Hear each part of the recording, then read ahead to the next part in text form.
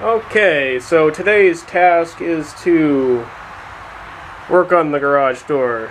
So I've got been studying the instructions. I have my hardware all kind of spread out over there. These are the track pieces there. There's one leaning up against over there. I have bottom sections leaving at the back of the Jeep. First step is to start attaching hardware. Not very exciting. The instructions are in the basement through that doorway over there. But yeah, we'll see. Never done a garage door. I've removed a garage door, but never reinstalled one. So this ought to be interesting. I'm not sure how much I'm filming because of that, but hey.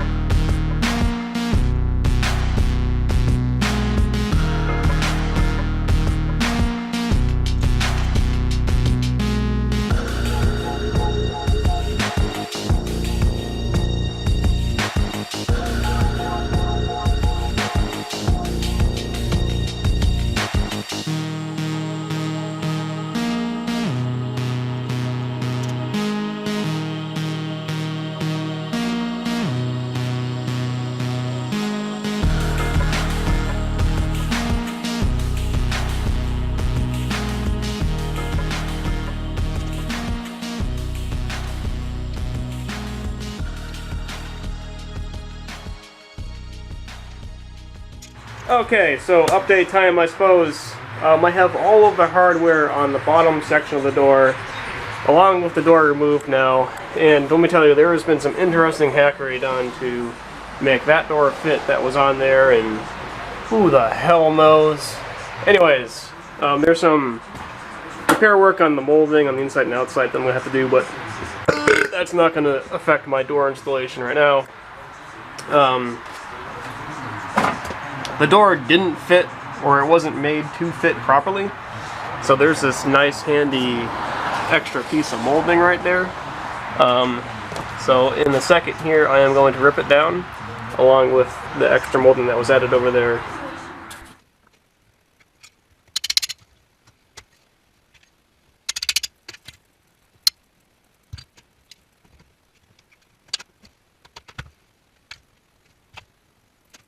Hopefully you saw that on the GoPro, but I had removed the molding that was there. It was just quickly, at some point in this house's life, just quickly hammered on to the top original framing for the garage door. That's that thing over there.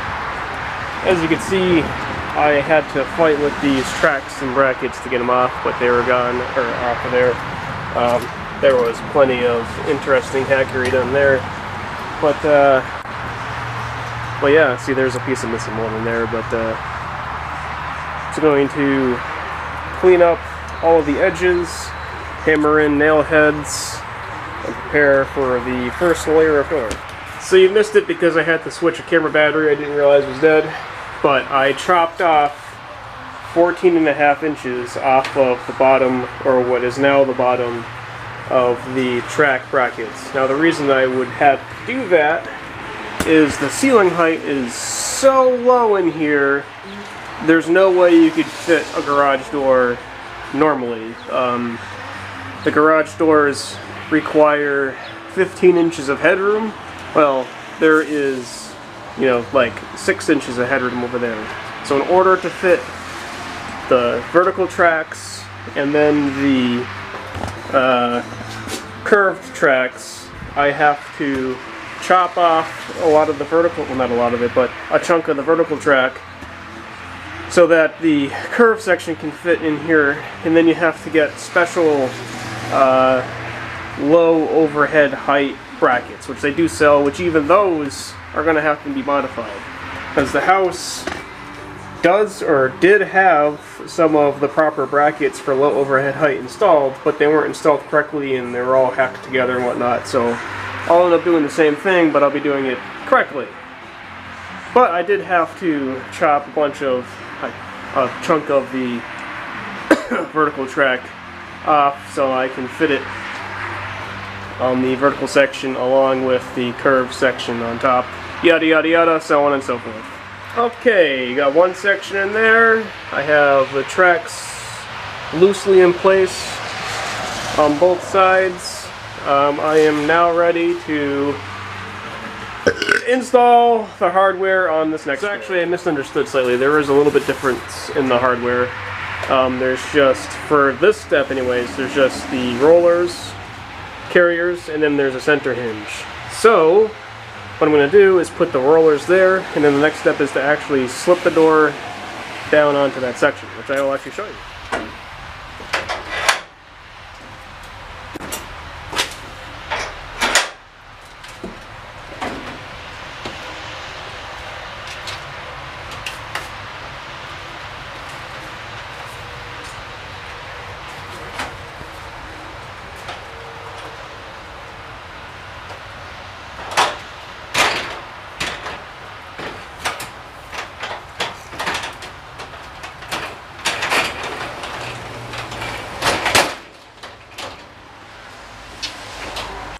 Okay, fine, good catch.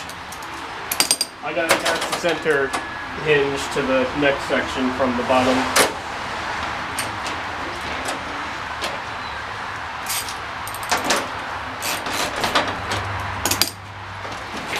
Whoa! Okay, fine, shut up. There was an end hinge too. Give me a break.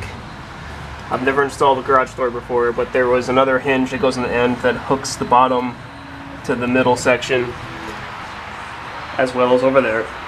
Alright, now it's time for the next section.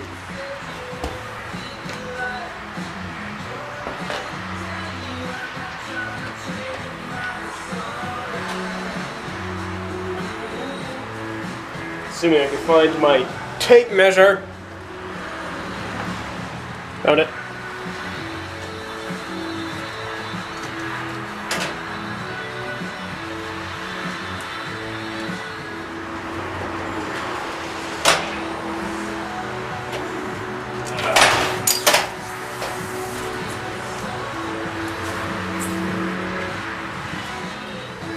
The reason I wanted a tape measure is so I can measure the height of the sections.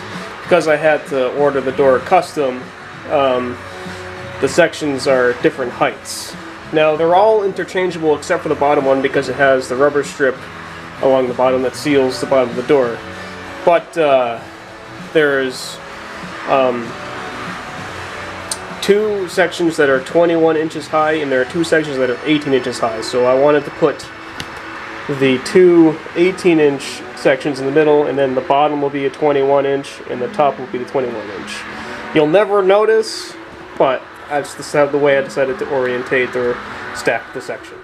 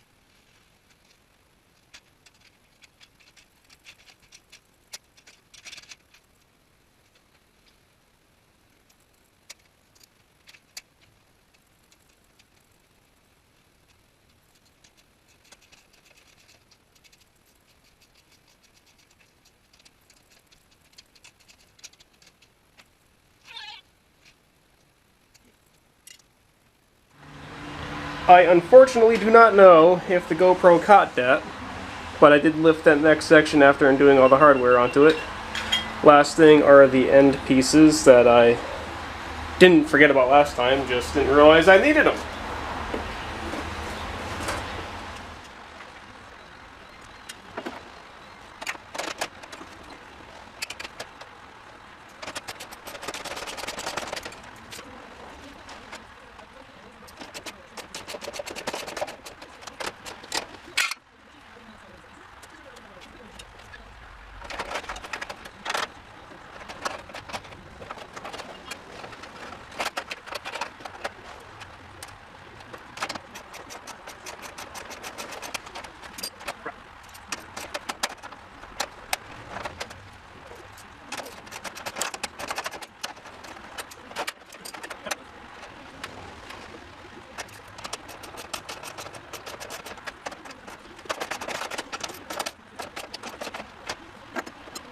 I have no clue where the last place I left you, but the curved section of the track is on this side, temporarily supported by that thing, and the upright curved section is supported there. What I ended up going and doing is grabbing the extender brackets for the low overhead, whatever you want to call it, off of the old door just to experiment and see how they work or are supposed to work. And this is, I believe, the correct orientation to make them work. So I could use the old ones. There's not really anything wrong with them besides the fact they're a little bit dingy, but I can clean it up. It's just galvanized steel, so it'll come right back. But what I'm doing now is cutting, or I had to cut some holes, I should say, in the wallboard, plaster, drywall mix stuff up there, so I can then take some lengths of 2x6s and mount it directly to the joist as an upright to attach the back of the track right up to the salt of the house. So I have, you know, a hole big enough on both sides where I can work and fit my palm nailer thing up in there and do what I gotta do.